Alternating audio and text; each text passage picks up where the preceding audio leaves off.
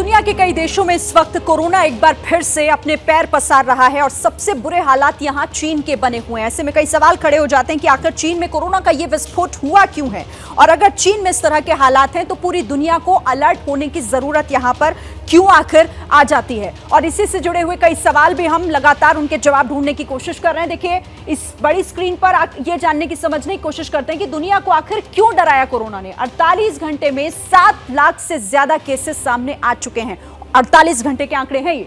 चीन में सबसे बुरी लहर की आशंका है। वहां तो लोगों को अस्पताल में बेड नहीं मिल रहे, दवाइयों की कमी है, लोग परेशान हैं। जापान में यहां 1.85 लाख से ज्यादा जो नए मरीज हैं वो अब तक वहां रिकॉर्ड किए गए हैं। बात हांगकांग, ताइवान की करें तो 31,000 से ज्यादा केसेस वहां पर आ चुके हैं। यानी कोविड से बुरे और बिगड़ते हुए हालात हैं ये। अमेरिका में देखिए 5,000 से ज्यादा नए मामले अब तक सामने आ चुके हैं। 5,000 से ज्यादा नए मामले अमेरिका में भी दर्ज किए गए हैं। 7 दिनों में औसत केस 68,000 से ज्यादा। 7 दिन का यह आंकड़ा जो औसत केसेस हैं वो देखिए 68,000 से भी ज्यादा रिकॉर्ड किए जा रहे हैं, जो ये बता रहे हैं कि कैसे अब संभल जाने की जरूरत है। तो ये तो समझ में आ गया होगा आपको कि आखिर क्यों अलर्ट हो जाने की जरूरत है। अब देखिए चीन में कोरोना का कहर कहां कहां पर है। बीजिंग, इसके साथ ही झेंगझोउ, शंघाई, ग्वांगझोउ में भी, वुहान, चेंगडू और चोंगकिंग, ये वो इलाके हैं चीन के जहां पर सबसे ज्यादा कोरोना का कहर देखने को मिल रहा है। और यहां पर कोविड की स्थिति इस वक्त भयंकर है। हमारे साथ मेहमान भी बने हुए हैं। डॉक्टर अरविंद का मैं रुख कर लेती हूं। डॉक्टर अरविंद, माफ कीजिएगा, डॉक्टर अंशुमन हमारे साथ हैं।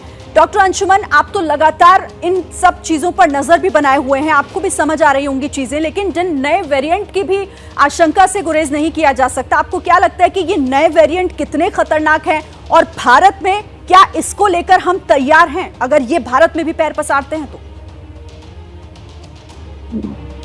जी देखिए, नए वेरिएंट की अभी जेनोमिक सीक्वेंस प्लस जिसको हम कहते हैं फॉलोअप नहीं हुआ। संक्रामक क्षमता ज्यादा है ये तो डिक्लेयर हो गया, लेकिन मारक क्षमता कितनी है, आईसीयू एडमिशन कितना है, खास करके चाइना में मिक्स पॉपुलेशन है, इम्यूनाइज्ड एंड नॉन इम्यूनाइज्ड, ये काफी मिक्सचर है पॉपुलेशन का, अनलाइक यूएस, यूरोप या इंडिया।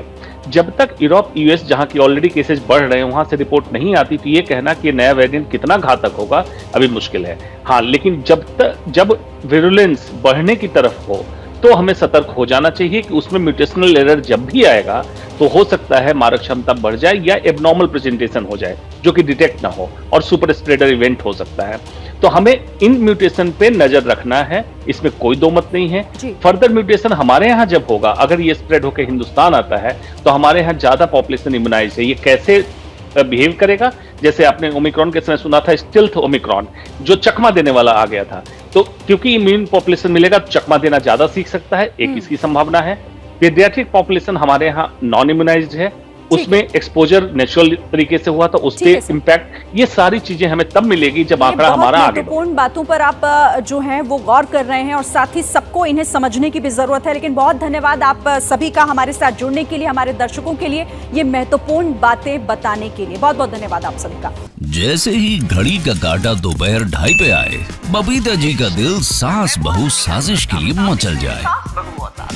और ये है इनकी बहू, पूरे दिन ऑफिस की टेंशन हो जाए गॉन जब ये करें अपना फेवरेट शो फ्री टाइम पे ऑन। इनकी तरह आप भी देखिए अपना फेवरेट शो अपने टाइम पर और डाउनलोड कीजिए एबीपी लाइव ऐप अपने स्मार्ट टीवी पर।